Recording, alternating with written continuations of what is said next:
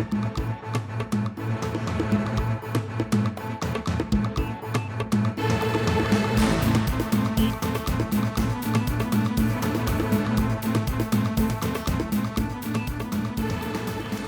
est 19h50, bienvenue dans votre journal. La compagnie commune de réassurance des États membres de la conférence interafricaine de contrôle des marchés d'assurance fête ses 40 ans, une célébration dans la capitale économique avec la présence du Premier ministre ivoirien. Le Japon et l'Organisation internationale pour la migration, de nouveau aux côtés du gouvernement ivoirien, avec le lancement d'un projet pour la sécurisation des frontières. Les poules pour les qualifications de la CAN 2025 sont désormais connues. Le tirage au sort s'est tenu ce jeudi à Johannesburg. Mesdames et messieurs, bonsoir. La SICAR, compagnie commune de réassurance des États membres de la conférence interafricaine de contrôle des marchés d'assurance, fête ses 40 ans. Et c'est Abidjan qui a été choisi par le conseil d'administration de l'institution financière pour abriter l'événement. Une célébration qui s'est tenue ce jeudi 4 juillet au Sofitel en présence du Premier ministre Nadia Ija et Eric Kimo.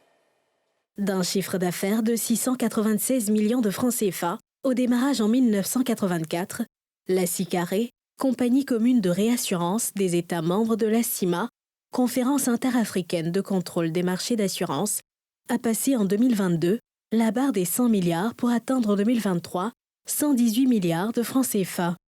Un bond qualitatif qui démontre la bonne santé de l'institution. Cette évolution de la SICAR lui a valu le mérite d'obtenir auprès de l'agence de notation AMBES la note de B+ en 2022 et confirmée pour la deuxième année consécutive. Il s'agit en effet de la première note d'un tel niveau octroyée à une compagnie locale de réassurance dans le secteur de notre zone. Malgré ces performances, de nombreux défis existent notamment en ce qui concerne la limitation des capacités de souscription.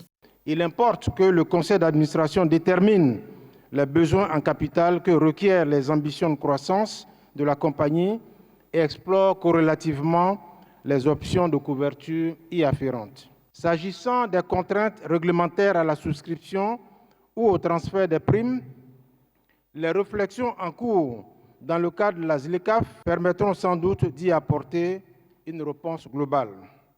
En attendant, la prise en compte de ces contraintes dans la stratégie de la compagnie permettra de minimiser les impacts potentiels. Le Premier ministre a pour sa part invité la SICAR à s'adapter aux défis du moment et à prendre en compte les mutations technologiques tout en élargissant la cible. L'intelligence artificielle n'a de valeur que par rapport aux questions que nous allons poser aux logiciels que nous allons utiliser. Il importe donc de développer puissamment la connaissance des statistiques les plus fondamentales de nos sociétés et de nos économies, qu'il serait temps d'encourager les assureurs à lorgner vers l'assurance logement.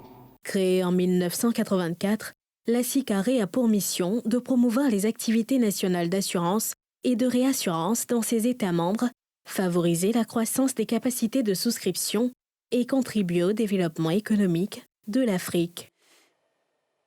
3 mois après la mise à disposition de postes frontières dans les régions du Bafing et du Folon, le Japon et l'Organisation internationale pour les migrations, à nouveau aux côtés de la Côte d'Ivoire, pour un nouveau projet, le SOGREN, lancé ce jeudi. Il s'agira de soutenir le gouvernement dans le renforcement des capacités de gestion des frontières et de réponse aux crises dans les régions du Nord et du Nord-Est. Diomandé, reportage de Thiemé Dandier et Fulgence Kissiedo.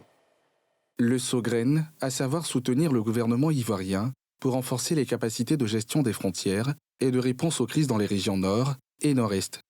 Il s'agit là du nouveau programme d'appui du Japon et de l'OIM, entité d'exécution, à la Côte d'Ivoire pour la sécurisation des frontières du septentrion du pays. Un projet officiellement lancé par le ministre en charge de la sécurité, reconnaissant des actions et efforts des deux partenaires, dont le tout dernier, qui répond à des impératifs sécuritaires, aux frontières ciblées. Les régions frontalières du nord de la Côte d'Ivoire sont confrontées à des défis complexes, notamment des frontières perméables et des mouvements migratoires non contrôlés. Ces défis sont aggravés par les activités de groupes armés dans la région. Ce projet revêt donc une importance capitale. Il contribuera non seulement à renforcer nos infrastructures frontalières et nos capacités opérationnelles, mais il permettra également d'impliquer activement les communautés locales dans la gouvernance des frontières, créant ainsi un environnement plus sûr et plus stable dans ces régions essentielles à notre nation. Pour leur part, les deux partenaires ont énoncé des acquis, des projets antérieurs et leurs attentes du Sogren. Aujourd'hui, nous célébrons l'aboutissement d'un partenariat solide et pérenne entre les gouvernements de la Côte d'Ivoire et du Japon, ainsi que l'Organisation internationale pour les migrations, visant à promouvoir une mobilité transfrontalière sûre et respectueuse des droits humains. Cette franche collaboration, elle a déjà permis de renforcer la sécurité et la cohésion sociale le long des frontières ivoiriennes, notamment à travers l'édification et l'équipement de nouveaux postes de police frontalière, ainsi que l'appui à la résilience des populations vivant dans ces zones. Ce projet vise à réhabiliter et équiper 2 postes de police frontalière et à renforcer les capacités de personnel chargés de contrôle aux frontières dans les régions de Bunkani, Tchologo, Poro et Bagoué. Il s'agit également d'un projet visant à renforcer les capacités des comités de veille et de sensibilisation aux frontières, qui sont composés d'habitants vivant près de la frontière, dans les zones ciblées, et à renforcer leurs relations avec les institutions concernées. Appelé à être mis en œuvre jusqu'en février 2025, le Sogren est la 4e phase du projet d'appui du Japon, dédié au renforcement de la police de proximité. Les phases antérieures ont concerné la construction, la réhabilitation et l'équipement de 4 postes frontières, dont celui de Massala Barala dans le Bafing, livré aux autorités ivoiriennes en mars dernier. L'édition 2024 du Campus citoyen, initiée par l'Office du service civique national, vient d'être lancée ce jeudi au plateau avec l'appui de l'UNICEF et l'UNFPA. C'est Korogo qui a été choisi pour accueillir les jeunes qui vont être formés aux valeurs civiques et citoyennes pendant ces vacances. Pierre Dipomélin, Tanguy Conan. Inculquer des valeurs civiques et citoyennes aux jeunes, tout en renforçant la paix et la cohésion sociale en Côte d'Ivoire. C'est l'objectif du programme Campus citoyen, initié par le ministère de la Promotion de la Jeunesse, de l'Insertion professionnelle et du service civique, à travers l'Office du service civique national. L'édition 2024 est lancée à l'endroit des régions du Tchologo et du Bunkani. Pour cette édition 2024, le campus citoyen va s'orienter vers le nord du pays. Nous savons tous quelle est la situation socio-sécuritaire dans cette partie de la Côte d'Ivoire. Et donc, le campus citoyen 2024 va prendre pied dans la ville de Korogo. Et ce campus citoyen-là va faire en sorte de pouvoir rassembler à majorité les jeunes de cette partie septentrionale de notre pays, mais également, comme c'est la vocation du campus citoyen habituel, c'est de faire en sorte que tous les jeunes de Côte d'Ivoire puissent être réunis en un seul lieu, puissent se côtoyer, puissent favoriser, comme je l'ai dit tantôt, ce brassage culturel, ce brassage territorial. Le campus citoyen est un dispositif qui permet de rassembler jeunes filles et garçons pendant un mois sur un site en vue de renforcer leur comportement civique et citoyen. Cette année, le campus citoyen se tiendra à Korogo à l'attention de 400 jeunes filles et garçons âgés de 16 à 24 ans. La période de formation proprement dite, elle est prévue du 23 juillet pour finir le 12 août 2024. Le président de la commission électorale indépendante, Ibrahim Koulibaly Kuibière, a animé mercredi une conférence publique à l'amphithéâtre du campus 1 de l'université Alassane Ouattara de Bouaké sur le thème des élections. Il s'agissait pour le président de l'organe, chargé de l'organisation des élections en Côte d'Ivoire, d'instruire les étudiants présents sur le processus électoral. Mardoché Kwasi. Cette rencontre d'information et de formation avec les étudiants de l'université Alassane Ouattara de Bouaké s'inscrivait dans le cadre d'une campagne de sensibilisation et d'éducation de masse sur les processus électoraux en Côte d'Ivoire. La première partie de la communication du conférencier du jour porte sur les conditions à remplir pour être électeur. Il faut être national, justifier son affection, son attachement à cette histoire commune. Et ensuite, il faut avoir 18 ans pour être électeur. Deuxième condition. Troisième condition, Le législateur dit qu'il faut que le citoyen qui doit revêtir la qualité d'électeur soit celui qui incarne une certaine probité. D'où la nécessité de jouir de ses droits civils et politiques et ne pas être frappé d'incapacité ou d'indignité. Et enfin, il faut faire la preuve de cette qualité par votre inscription sur la liste électorale. Le président de la CEI a par la suite indiqué dans quel cas le citoyen peut perdre la qualité d'électeur et être retiré de la liste électorale. Lorsque vous cessez d'être un sujet de droit, on vous sort de la liste électorale. À quel moment on cesse d'être un sujet de droit? Quand on est mort. La deuxième cause, elle vient des règles. Pour que vous soyez inscrit sur la liste électorale, il faut que vous jussiez de vos droits civils et politiques. Alors, si de quelque façon que ce soit, vous affectez cette jouissance de ces droits, évidemment, votre qualité d'électeur est suspendue jusqu'à ce que l'événement qui justifie cette déchéance de ces droits civils disparaisse. Dans la deuxième partie de son exposé, le patron de la CEI s'est appesanti sur l'organisation des élections qui comporte 2 éléments, à savoir le cadre spatial dans lequel elle se déroule et la procédure d'organisation de cette élection.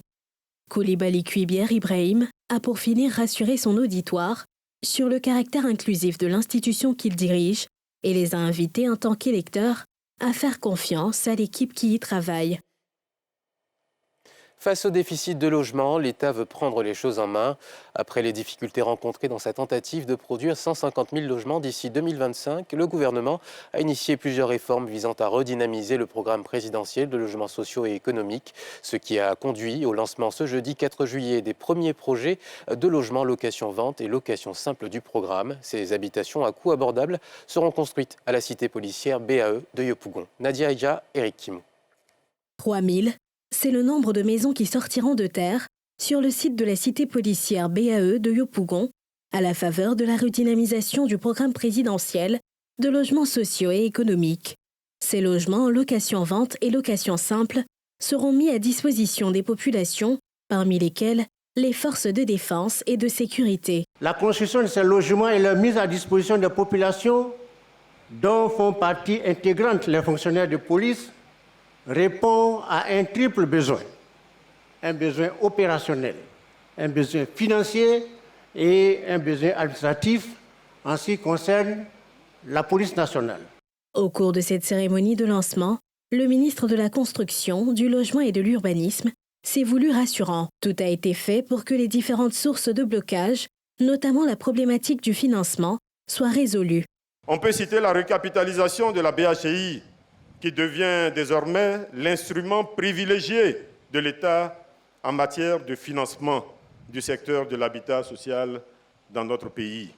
La mise en place d'un cadre pouvant permettre de disposer de ressources pérennes pour le financement du logement social à travers l'institution de taxes parafiscales sur certains matériaux de construction. Ces ressources seront principalement affectées à la prise en charge de la purge des droits coutumiers, à la réalisation des travaux de VRD primaires. Ce projet de 3000 logements constitue le premier d'une série qui va fournir à terme 25 000 logements, aussi bien dans le Grand Abidjan qu'à l'intérieur du pays. Un gage de la volonté du gouvernement d'améliorer les conditions de vie des populations. Celui qui gagne 100 000 francs, on fera tout pour que son loyer ne dépasse pas 35 000. Ça, c'est la règle. Et si c'est la location-vente, on va lui demander peut-être un petit quelque chose pour commencer et on lui donne la maison. Il reste dedans jusqu'à 20 à 25 ans après. On dit, tiens, la maison, c'est pour toi. Et c'est un problème qui nous préoccupe. Faire en sorte que vous soyez bien logés. Rappelons que plusieurs réformes ont contribué à redynamiser le programme présidentiel de logements sociaux et économiques. Il s'agit entre autres de la création de l'Agence nationale de l'habitat et la mise en place du Fonds de garantie du logement social. Et du sport pour achever ce journal, la Confédération africaine de football a effectué ce jeudi à Johannesburg, en Afrique du Sud, le tirage au sort des groupes pour les qualifications à la prochaine Coupe d'Afrique des Nations 2025 qui aura lieu au Maroc. La Côte d'Ivoire, tenante du titre, hérite du groupe G, avec comme adversaires la Zambie, la Sierra Leone et le Tchad. Ces éliminatoires concernent 48 nations, réparties en 12 groupes de 4 équipes. En tant que pays hôte, le Maroc était évidemment déjà qualifié avant le début du tirage et figurait en tête de série avec le Sénégal, l'Algérie, la Côte d'Ivoire, l'Égypte, le Nigeria, la Tunisie, le Cameroun, le Mali, l'Afrique du Sud, la République démocratique du Congo et le Ghana. Les éléphants de Côte d'Ivoire, champions en titre, héritent de la poule G, en compagnie de la Zambie tombeuse de la Côte d'Ivoire en finale de la CAN 2012, de la Sierra Leone et du Tchad, un groupe à la portée de nos pachydermes sur le papier, puisque les 2 premiers de chaque poule, en dehors de la poule du Maroc déjà qualifiée, seront au pays des Lions de l'Atlas du 21 décembre au 18 janvier prochain pour les phases finales. De son côté, l'Algérie a hérité de l'un des groupes les plus relevés de la compétition, avec la Guinée équatoriale, le Togo et le Libéria. Même son de cloche pour l'Égypte, qui devra se défaire du Cap-Vert, du Botswana et de la Mauritanie. Le Sénégal va devoir batailler, puisqu'il se retrouve avec le Burkina Faso, le Malawi et le Burundi. Pour rappel, les 6 journées de ces éliminatoires se joueront lors des trêves internationales de septembre, octobre et novembre. Et c'est la fin de ce journal. Merci de votre fidélité. Je vous dis à demain. Bonne soirée sur LCI.